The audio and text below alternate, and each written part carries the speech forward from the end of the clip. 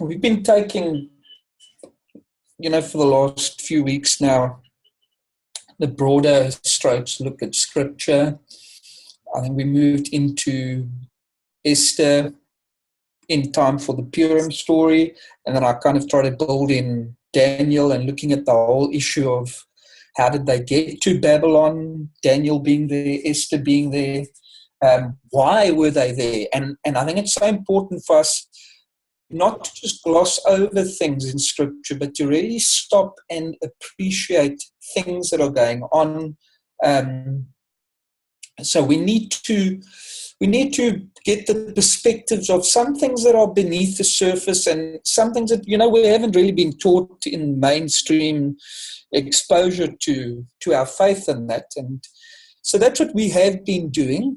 And in doing that, I came up with this concept of the seed wars. And it's such an important concept. I think it's easier just to say the term in terms of seed wars than it is to maybe perceive exactly how deep this goes, how important this is. So that's what I want to try and do tonight. And tonight's going to be, to some extent, in certain ways, strange. But I want you to keep in mind that the point that we're looking at here overall is this concept of the seed wars.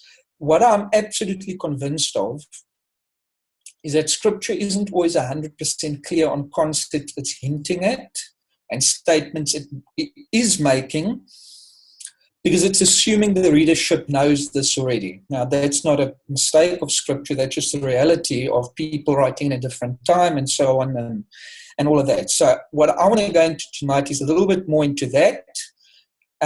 Depending on how far we get tonight, depending on what we find yet tonight, there might be the need to carry on next week. I kind of feel that might be necessary, but I can only really assess that after we've gone through this session to see where we're at and what we have with regards to that. So let's see. Okay, so let's look at the objectives. Let's have a look at the objectives that we might aim to achieve tonight. We want to identify the two seed lines in Scripture. Now, we know the Scripture, Genesis 3, there'll be enmity between your seed and the serpent. We know between Eve and the serpent. We've spoken enough about that.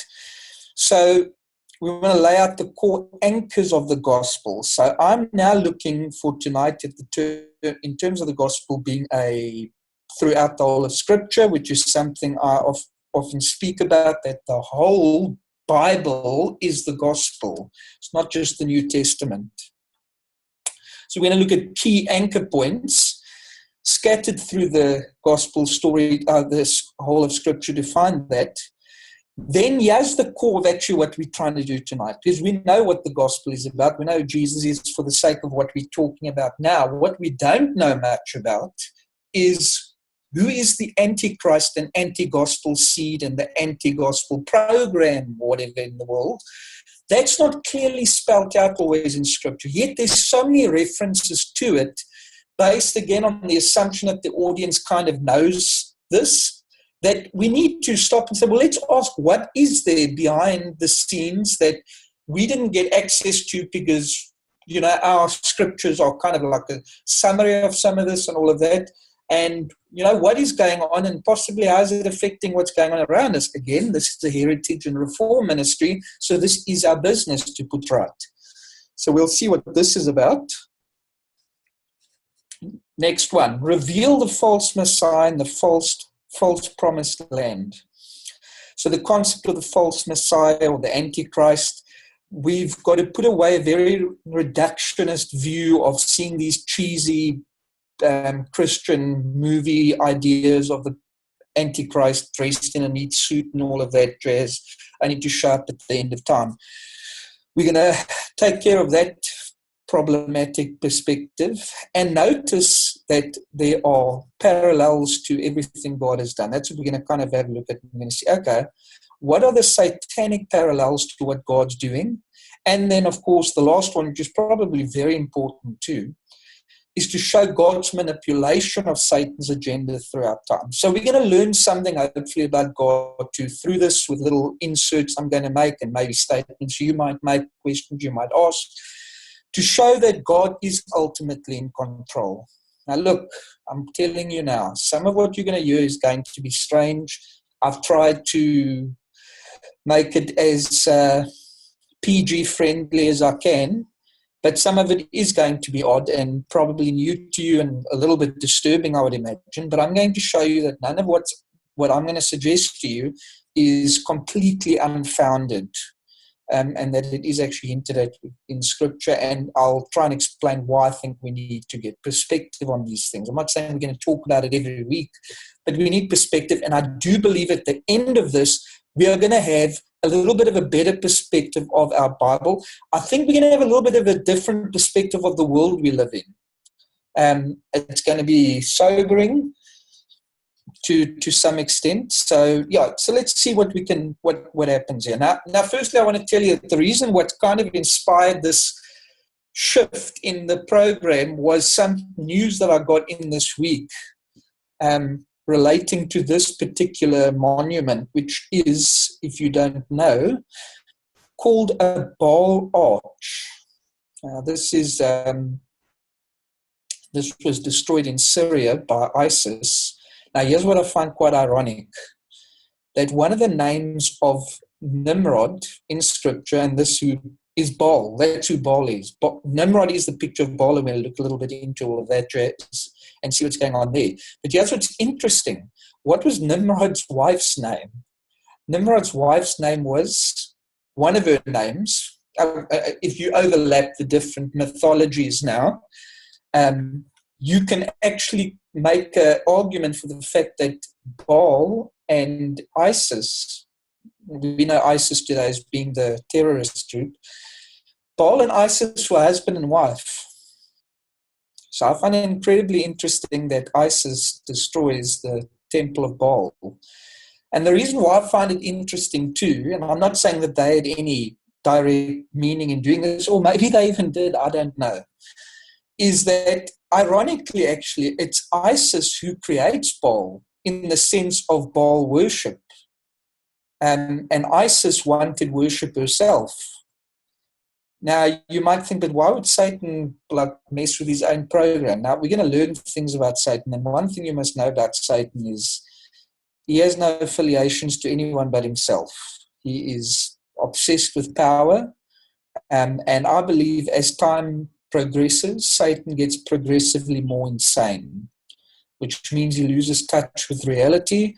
He's got his program going, and it's a program that God allows, but he is losing touch with reality.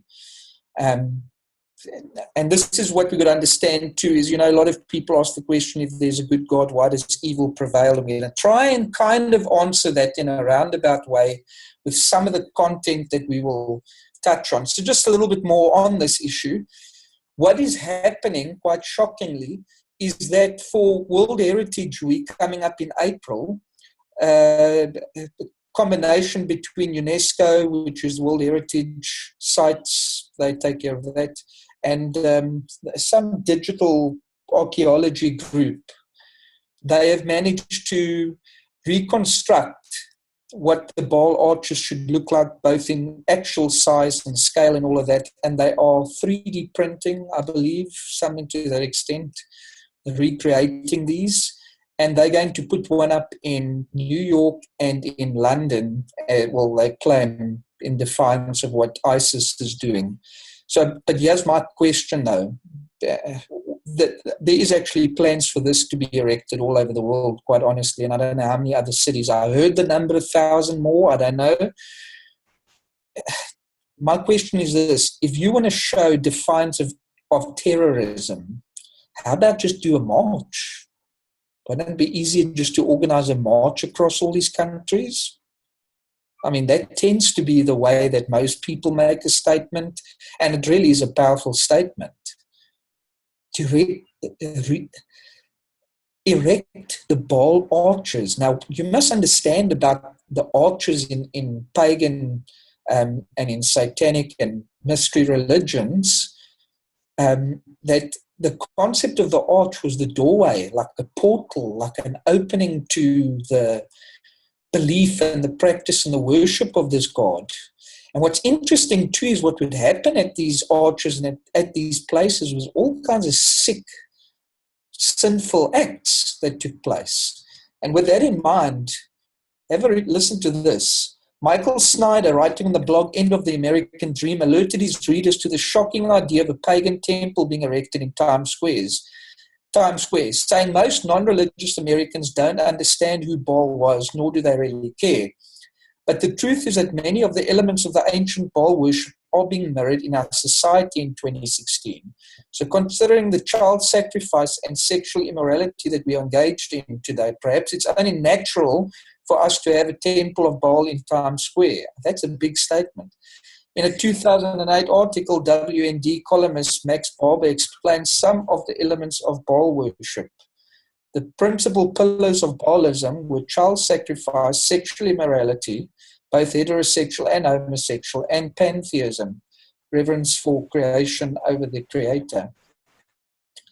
Now, if you talk to any of the modern historians dealing with issues of ancient mythologies and pagan worship, they are all quite convinced, as am I think, that we do see a lot of the same practices that happen with these things being perpetuated today.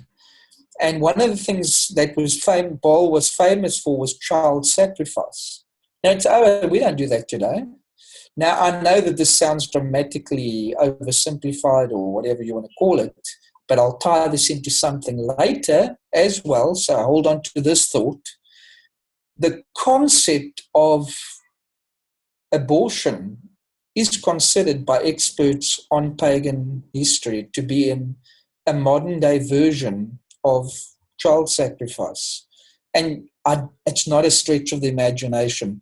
And again, I suppose that argument comes up, well, we don't tend to do that. Yeah, sure. We've got to ask ourselves the same way we're always asking people, there's a higher thing going here, isn't there? And what our intention is really doesn't matter. Now, again, as I said to you, that's the reason why this guy says child sacrifice. Sexual immorality, well, that's obvious, isn't it? We know the homosexual agenda and all of that, and people not staying true to marriage, that's fine. But I wanted to explain the child sacrifice because this is a common understanding amongst historians of this nature. And I want to point out something else about that too.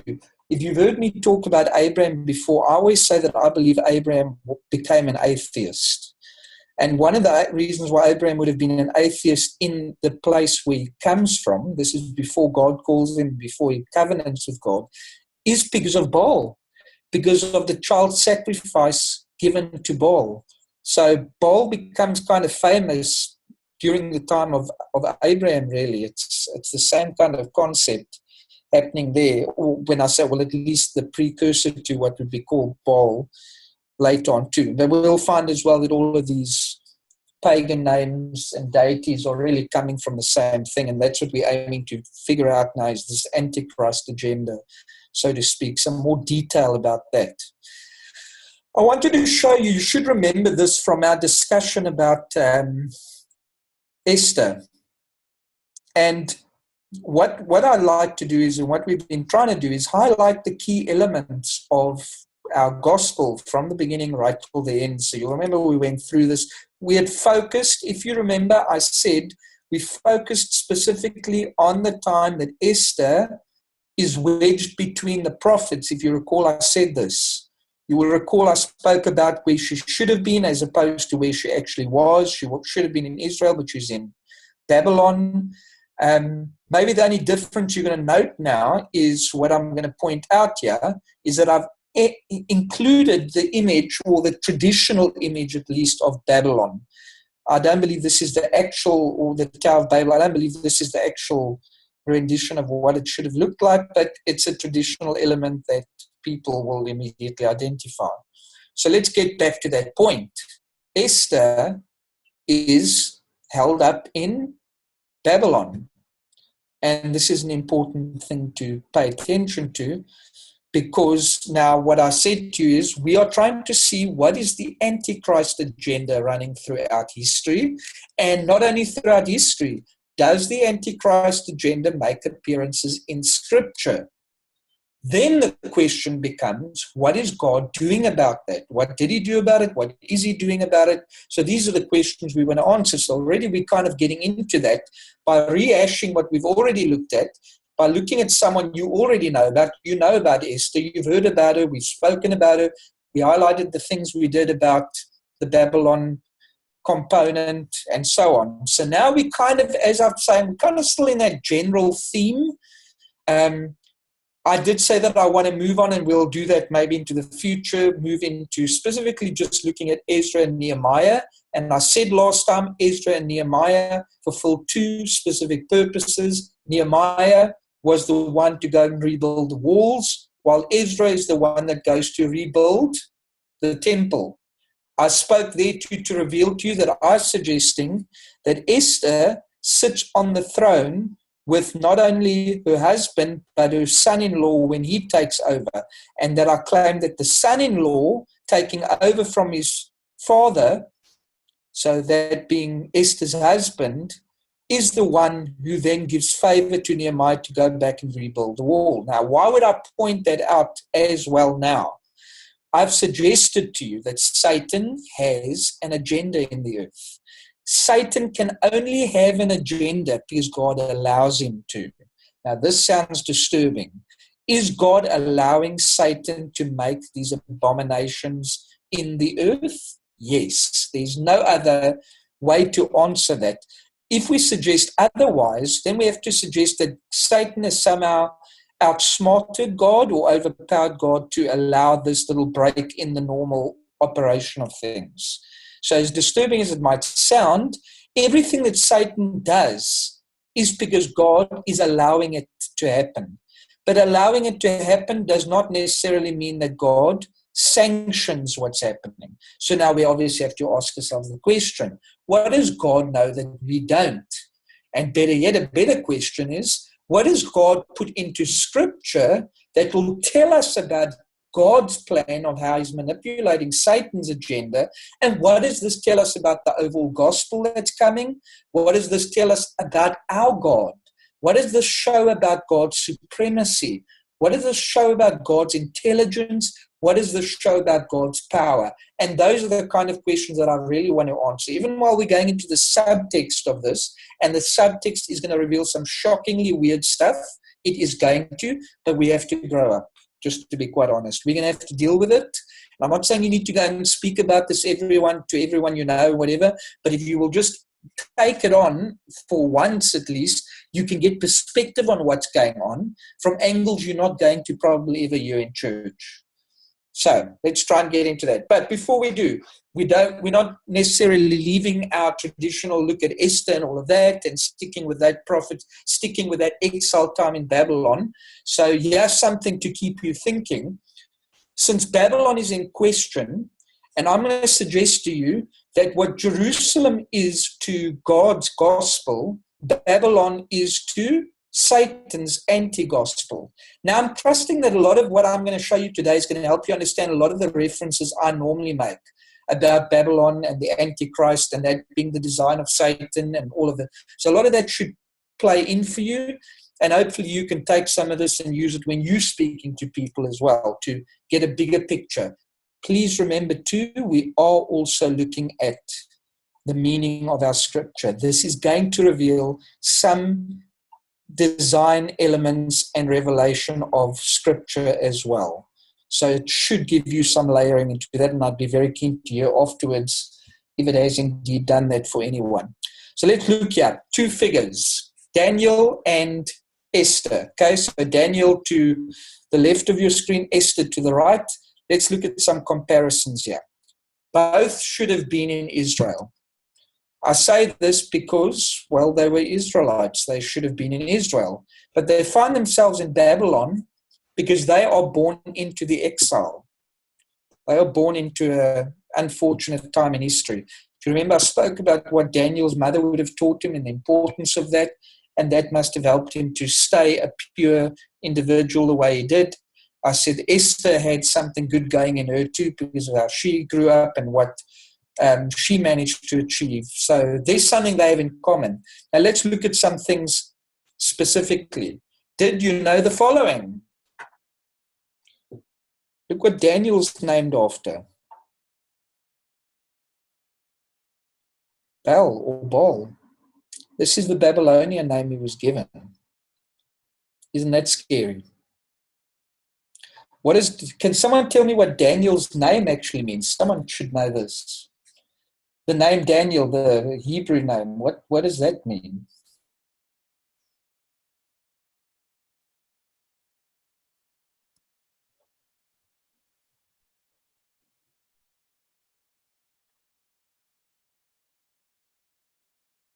Anybody? No, don't know.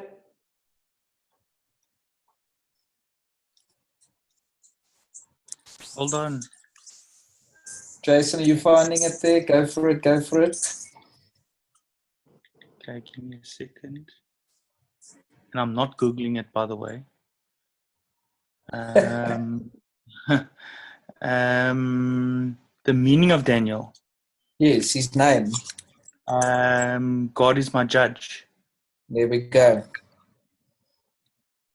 Such a beautiful name, and I find it so interesting that Daniel's name should mean God is my judge or God is a judge. What is one of the most famous things Daniel says to the king?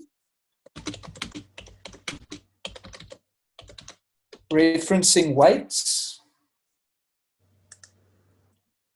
Been weighed in the balance and found wanting. There we go. Judgment came to the king, and that sees him lose his empire. Now, look at Esther's name. Also named after a Babylonian goddess. Now, isn't this interesting? Do you note, after what I told you about the Baal archers, what is interesting about these two names?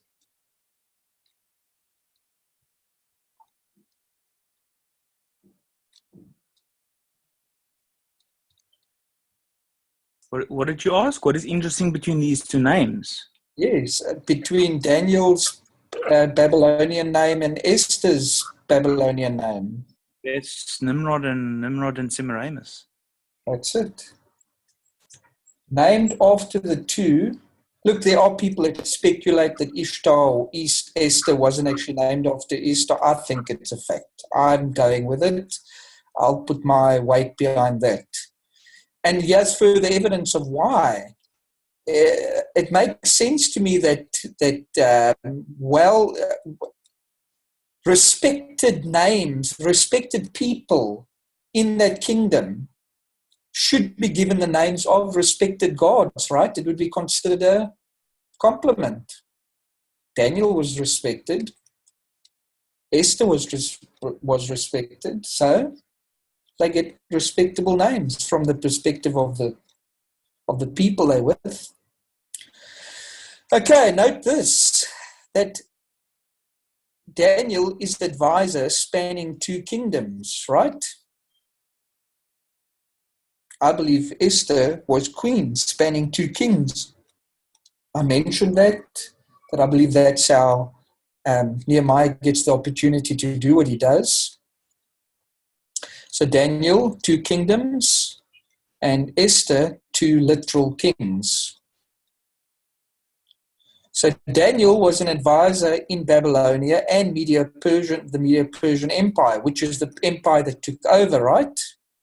Okay, so there's your two kingdoms. Now to get perspective on Esther, she was queen in Susa, which is the Medo-Persian Empire. Do you see what's happened?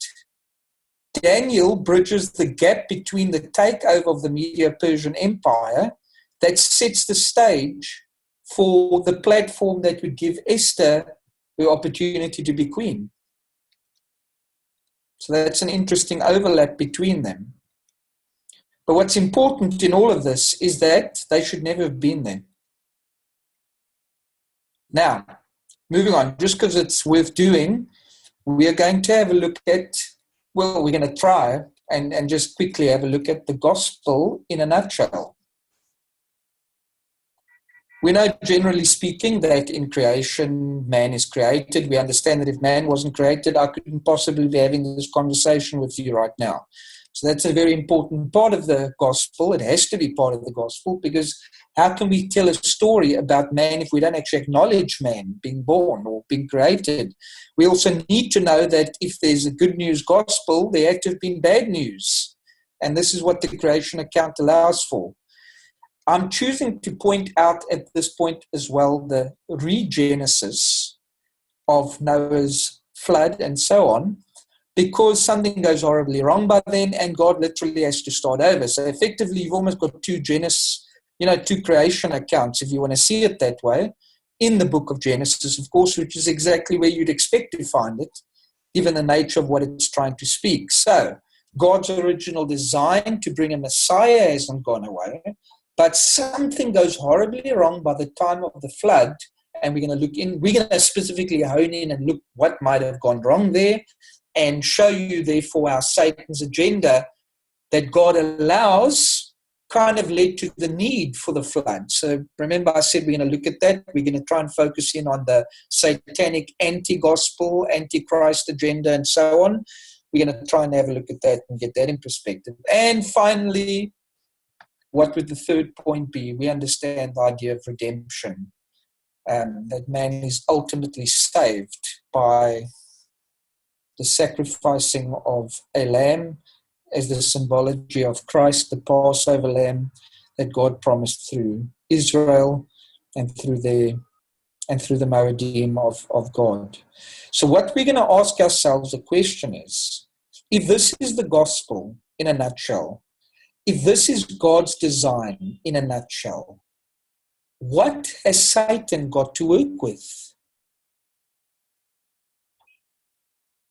Satan can only work with what God's already put in place.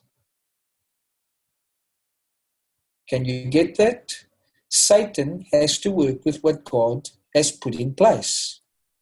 Satan is a finite being. Satan is created. Satan is a liar. All he can do is interfere with what God has created. And get this, Satan can only interfere because God lets him. Now that might sound strange. Satan cannot interfere without God's permission. Might mess with you, might mess with some people's theology, but it's true. If Satan can mess with God's design without God's allowance, then God is not all-powerful. And Satan is clearly then not just a created being. So all of this that happens is through what we call God's permissive will. It's a term that has been coined by theologians to suggest a reality whereby God doesn't sanction certain things, but he is aware of their happening. And this is a very important aspect to understand. There's an allowance. God cannot not know what's going on anywhere in the universe, in creation, in anywhere really, anywhere that he's anywhere. He's aware of it all. But the fact that he's aware of it doesn't necessarily mean he is in favor of it, or that he wants it to happen. So how does this permissive will thing work? Why does God even have that? And what purpose should this achieve in the general outworking of things in creation and so on? So this is, again, what we're going to aim to try and understand. So next we move on to, as I said to you, Satan can only work within the framework of what God allows him to. So he has to use what God has. I hope this makes sense to you. If you want to understand the core drive of what Satan's anti-gospel campaign has to be about, it has to touch base with God's points. Either it's going to co-opt it or it's going to try and undermine it. Always remember that. Satan's whole agenda is going to be to copy God. It's going to be to twist. It's going to be slightly or dramatically twist or undermine and create a mimic of something. This is all he can do. He's a copycat. That's all he is. He doesn't do anything original.